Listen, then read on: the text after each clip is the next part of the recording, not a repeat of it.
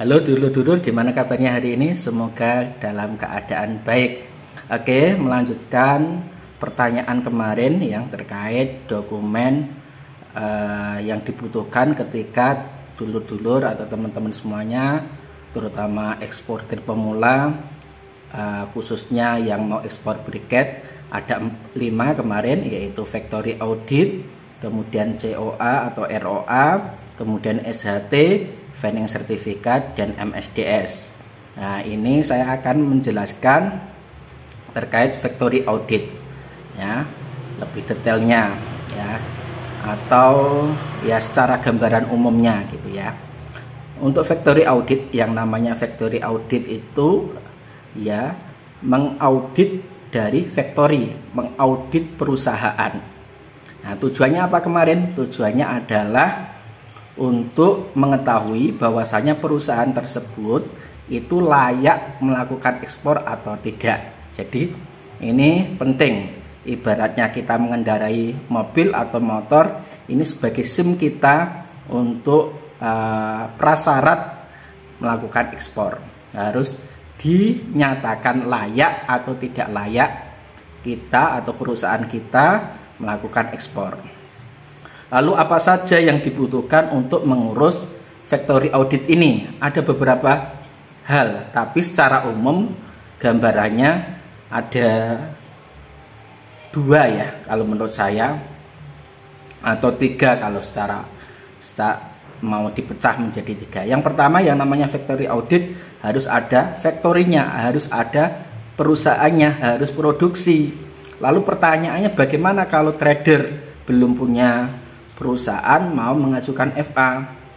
Secara umum itu tidak diperkenankan, karena yang namanya factory audit ya mengaudit factory. Kalau trader atau makelar ya ngapunten belum bisa, tetapi tidak menutup kemungkinan bisa dilakukan factory manakala para trader ini punya bendera sendiri, ya, dengan kerjasama pihak kedua, ya, yang itu sah, dengan syarat juga pihak yang diajak kerjasama belum melakukan factory audit. Nah, jadi ini perlu teman-teman garis bawahi. Jadi yang pertama ya syaratnya adalah punya perusahaan, ya. Lah bukti punya perusahaan itu apa? Salah satunya adalah legalitasnya sah, ya, legal, ya, di mata hukum. Ya. Lalu dokumen apa saja yang menyatakan bahwasanya nama perusahaan itu sah? Yang pertama, yang namanya perusahaan pasti punya akta perusahaan, akta mendirikan usaha, ya. Dari akta ini nanti akan lahir NIB, ya, nomor indik berusaha atau NIB. Tapi NIB-nya yang berisiko ya. Ya, teman-teman atau saudara-saudara, dulur-dulur bisa mengurus di oss.co.id, ya. Nah, teman-teman harus garis bawahi terkait NIB ini penting, ya. Khususnya KBLI yang diajukan.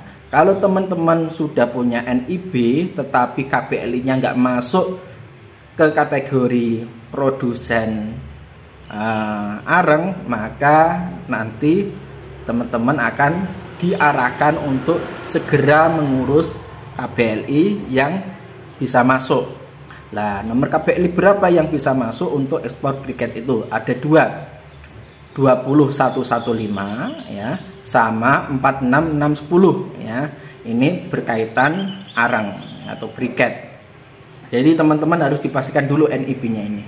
Nah, jadi ada aktanya, ada NIB-nya, ada NPWP-nya. Ini dokumen-dokumen legalitas, ya. Kemudian surat keterangan domisili, ya. Jelas KTP bagi yang WNI dan kitas untuk WNA, ya. Jadi ini prasyarat legalitas yang mutlak dibutuhkan.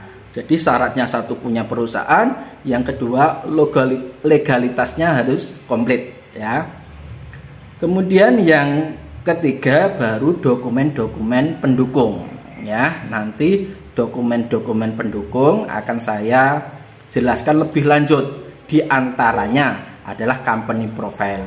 Ya, jadi sebuah perusahaan tentu memiliki company profile, ya, yang berkaitan atau menceritakan profil dari perusahaan tersebut, ya, berkaitan visi misinya dan komponen-komponen yang lain, ya, termasuk penjelasan produknya, ya.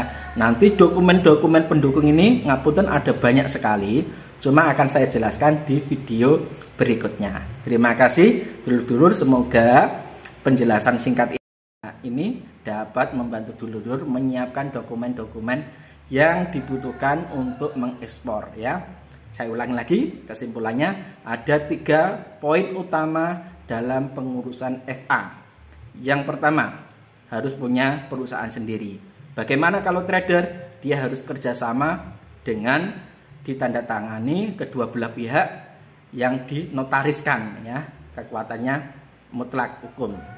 Kemudian yang kedua yaitu harus memiliki legalitas yang sah, ya, legalitas yang sah. Dan yang ketiga adalah dokumen-dokumen pendukung, ya. Dokumen-dokumen pendukung ini ada banyak, di antaranya ada company profile, business plan, ya, quality plan, dan lain sebagainya, ya. Nanti akan saya jelaskan lebih lanjut dokumen-dokumen pendukung ini. Oke, demikian yang dapat saya sampaikan. Semoga bermanfaat untuk kita semuanya. Jangan lupa komen. Kalau ada pertanyaan silahkan ditanyakan di kolom komentar. Dan bagi yang belum follow silahkan follow, sehingga nanti teman-teman tidak ketinggalan info update berikutnya. Terima kasih. Salam sehat selalu. Salam sukses bersama. Oke, matur suwun.